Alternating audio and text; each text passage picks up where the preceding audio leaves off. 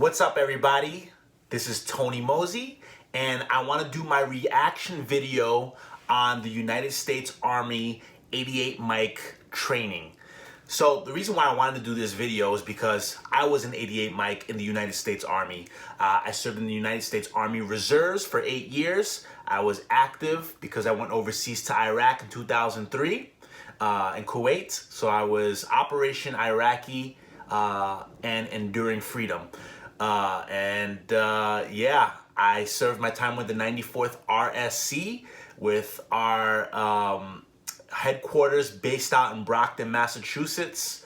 So before I got into that, I was training, and my AIT was for 88 Mike, which is motor transportation. So we're gonna check this out right now.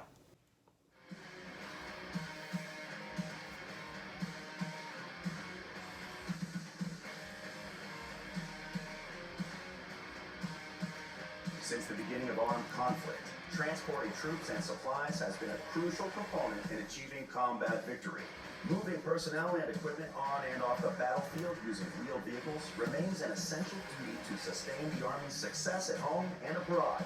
For this task, the Army relies on the skills and the expertise of the motor transport operator. We're integral to the Army moving forward at all times. Without us, they couldn't.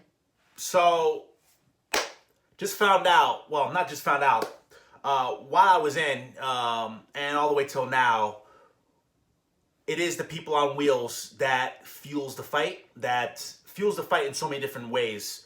I was a fueler. You know, we drove trucks, but we hauled fuel. That was my specific unit. And we fueled the fight, but also those who are transporting food, munitions, ammunition, that is nevertheless helping the fight. We're the support unit. So it is true. Those people on wheels are helping this army go. Figuratively, literally. Without us, they couldn't get ammunition or supplies to the front lines. They couldn't get ammunition or supplies to anywhere. Anything that we need moved from one place to the other, we can do the job. In this military occupational specialty, your primary responsibility will be the supervision and operation of all-wheel vehicles through a variety of conditions and terrain. Okay. As a motor transport. So, I'm seeing a lot of these trucks. They would call them the heavy equipment trucks, HETs. Those are cute. We learned those in training. Probably, if you go to training now, you probably are going to get exposed to all the brand new vehicles. And I'm not going to say all. You're going to probably get a limited amount of vehicles to train in. And that's going to be the one that you just saw, the one with these cute little faces. That's what I call them. We were driving like these old school, like Vietnam era trucks. They were called the 5 tons. They have the 5 ton to 2 ton, but we were driving the 5 ton. But yeah, this is definitely, it's very a comfortable truck. Inside, when you drive, it's nice. But then again, these are generally new, if not new vehicles. So it feels good. It feels comfortable. It feels nice.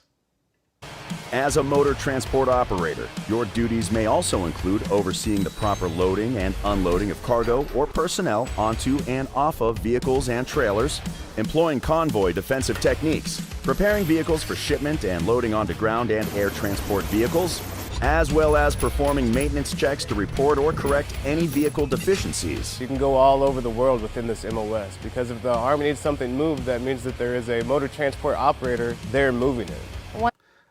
Okay, so, me, just gonna say, like, forward thinking, like, future, maybe I don't want to think too far in the future. Yeah, I mean, look, when I was in Iraq, I remember, like, Brown and Root, I don't know if they still exist, but some, civilian contracting company asked for those who got out of the military, and they would pay them triple, if not quadruple, what you made in the military to drive, to do the same thing you did in uniform, but now as a civilian. These guys were making 6 figures, of course, driving for these companies back out in the Middle East. And it was non-taxable at the time. I don't know how it is now. Probably is the same because you're in that kind of territory. But then I also want to think, too, as a person who's, like, business-minded, and how businesses are going, I kind of feel it's going to be less humans operating these trucks and more robots. But again, let's look at this. This was made recently, by the way. This is like 2020, 2021 video. Once I was like here and I actually started driving, it's a completely different, like you have it in your head like, oh, I can't do this, but then once you get in the trucks, when you start driving, it's pretty easy. This career field requires individuals who are interested in driving and mechanics, have strong communication skills with attention to detail, and are physically and mentally fit to work long hours while under pressure. After successful... Okay, yeah. I didn't know what those hours were until I went out to Iraq. I thought you were simply just going to drive the truck. Now, when I got into the Army, I was 17 and then turning 18 as I was getting into AIT. So I was a young pup, right? And I just thought I was just going to be driving. It just looked like that, too, when I was in the unit. We were just driving, you know? It was when we got to Iraq was when we started doing a little bit more mechanical stuff.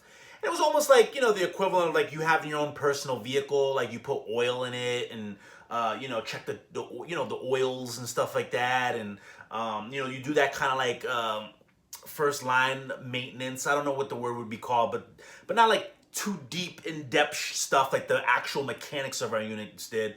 But yeah, you would have to be doing some basic maintenance of your truck, you know. The one big thing, and of course we worked long hours. We worked sometimes till 2 in the morning, sometimes 4 in the morning. Freaking busting down tires and putting new tires together and putting new tubes and all this stuff and then putting it right back onto the trucks. And you have to need like sometimes 2 to 4 people to put it on there. And the tires, we went through tires almost like on every 2 weeks we were going through tires because it was hot out there and it was hitting that pavement and you were driving a lot. We were driving 8 hours a day, you know, 8 hours up, and then obviously we'd sleep there and then 8 hours back. We worked a lot, and then to find out, oh, your truck needs maintenance. It needs tires popped. And then you'd wake up in the middle of the night, 1 or 2 in the morning, having to go down to the motor pool, and then having to put some new tires on, you know, and then also to maybe fix some other things too. Yeah, you are busting your butt. At least out there, we were busting our butt. I don't know how it was, you know, back, it just seemed like we did less work. But, yeah, when I was in Iraq, I got to see what kind of work we were doing. We were working late. Completing Army basic combat training, you will attend 5 weeks of advanced individual training at Fort Leonard Wood, Missouri. Okay, Fort Leonard Wood, Missouri. Guess what? I didn't go there. I went to Fort Bliss, Texas. They said Fort Leonard Wood, Missouri is the place for 88 mics, right? Like that is the place. I guess maybe that's just like the place where they have all the resources and it's just catered for, like, you know, because it's from what I heard, it's very vast, a lot of woods out there, a lot of terrain to just be able to drive your trucks all around and stuff like that. But I went to Fort Bliss, Texas, and Fort Bliss, Texas, you know, dry heat out there.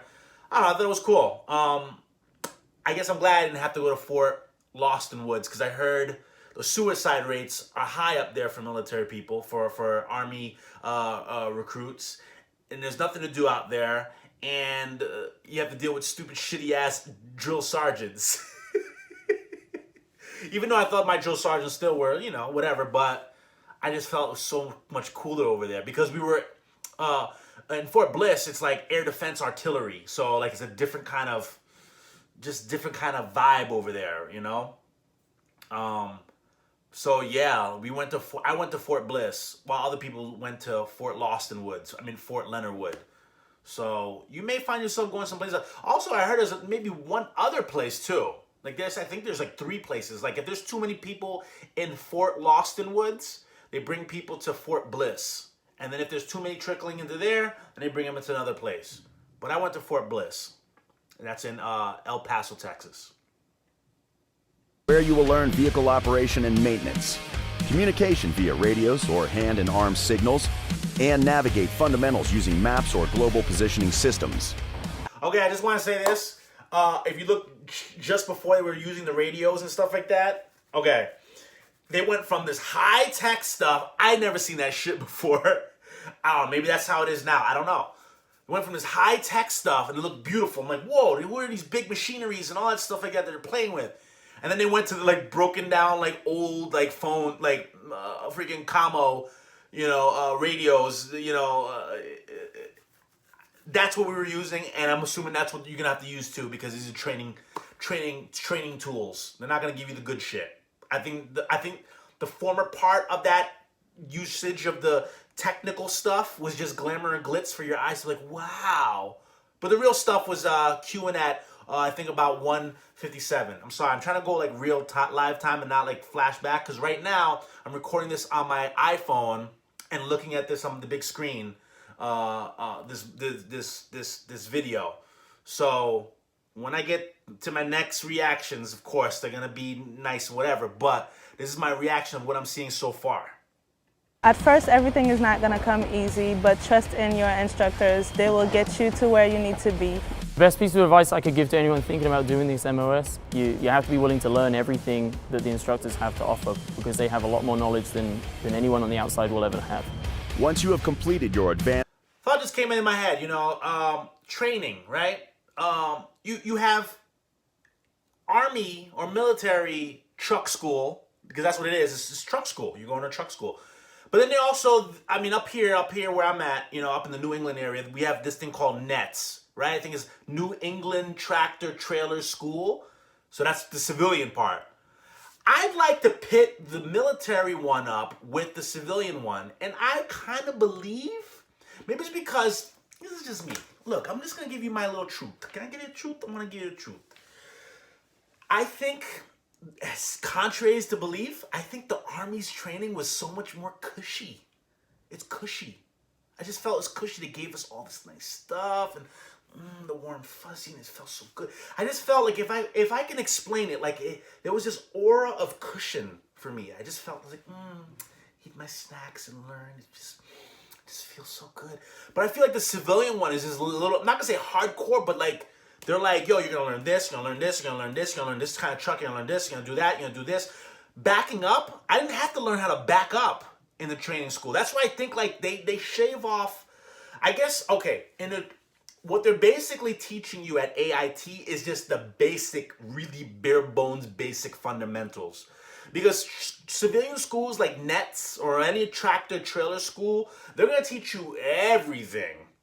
It's not as cushy in the civilian one. They're gonna teach you everything, right? But the Army one, I guess it's because they're just like, we want to give you a foundation, so whenever you get to whatever unit, then because each unit differs, right? My unit was a fueler unit. Your unit might be, you may be having to load cargo onto there. You know what I'm saying? Dry stuff. You may have to work with a flatbed. You may have to, I don't know. It depends. It all depends. It all, it's all variable. So, I don't know. I guess that was the initial reaction to that, is to see, I just remember how so easy it is. Ooh. To, how easy it is just to train. And no diss. I'm just saying, it just made me think that way. But this is interesting. individual training, you may be eligible for worldwide assignments. You may also have the opportunity to advance your career through additional technical, tactical, and leadership training. It's a team effort. Cannot do this job by yourself. You're always going to be in a team. The skills and knowledge you acquire may help you transition from the military to the civilian workforce. Okay, that truck that you just saw, these two trucks, that's the type of trucks I was driving. That's what it is. That is what it is. That's the truck I was driving. And you may drive it too, but you're right. They're right. You never know what kind of truck you're gonna drive. But that was the one I was driving. Not the white one, but the one right before it.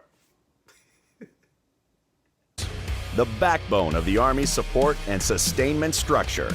Military Occupational Specialty. Motor Transport Operator.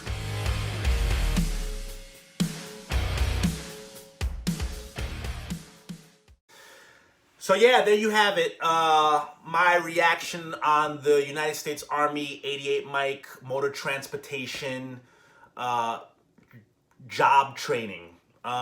If you thought this was interesting, give it a like. I'd love to hear your comments. I'd like to see where my fellow U.S. Army Reserve people, what have been your experiences. This would be so cool to hear. What are your thoughts? And once again, thank you very much for listening.